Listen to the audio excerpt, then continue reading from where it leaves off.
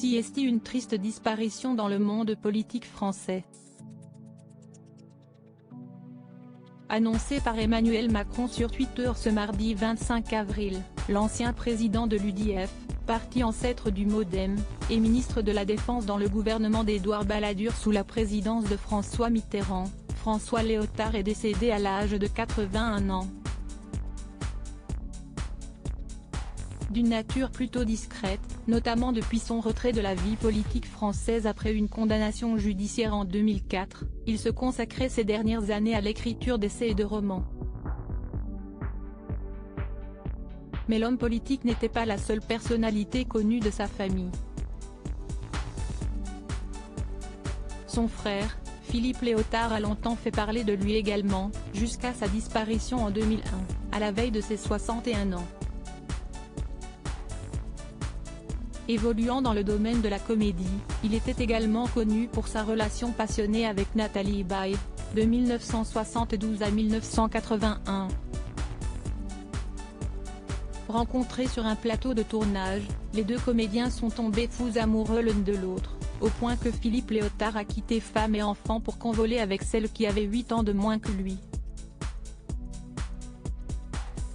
Mais leur relation a été malheureusement ternie par les vices du comédien. Alcoolique, il a également sombré dans la drogue durant leur histoire, poussant la future compagne de Johnny Hallyday à le quitter. Malgré cette rupture très douloureuse pour Philippe Léotard, les deux ex-amants sont restés très proches, Nathalie Baye ayant même été présente au chevet de son ancien amour lors de la fin de sa vie en 2001. Je m'en souviens comme d'un moment extrêmement douloureux. Il me regardait avec un regard d'enfant effrayé. Il avait en lui tant de blessures non cicatrisées. Il était un homme intelligent et lucide.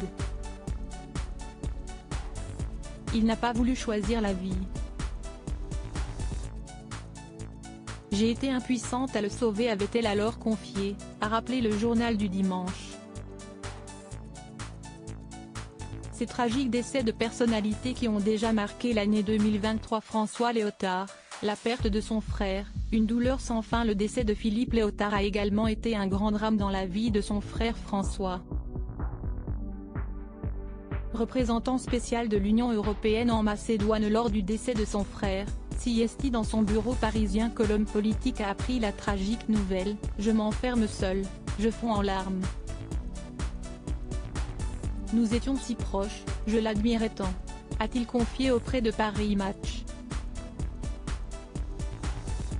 Je savais qu'il se détruisait depuis des années, que, marqué par les morts de Patrick Douar et de Coluche, il était attiré par l'abîme.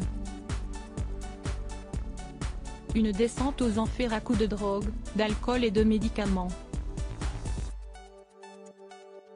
Mais j'enviais son irrépressible goût pour la liberté, avait-il alors reconnu.